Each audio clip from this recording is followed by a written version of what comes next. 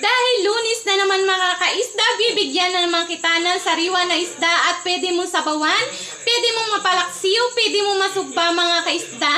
Napakasasarap ng ating ulam ngayong araw ng Lunes mga kaisda. Mapapaprito ka at mapapasabaw ngayong araw ng Lunes mga kaisda. Dahil August ngayon, mapapabili ka talaga sa aking isda at napakabarato para yan sa ating mga kasuki at ka-idol.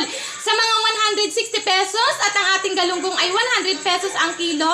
At may bukaw-bukaw din tayong mga kaisda, 160 pesos sa ating baligyaan sa bukaw. Depende po sa laki ng isda na ang ating ibibinta ngayong araw ng Lunes dito sa Magkikikbilis mga kaisda.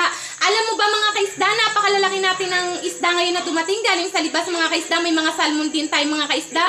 Siyempre nandun sa labas, hindi ko nga po naidala dito sa loob. At mamaya ipapakita ko po diyan sa ating talipapa ang ating mga iba't ibang klaseng isda na pwede nyo sabawan, pwede nyo mapaksiw, pwede nyo siyang maihaw mga kaisda.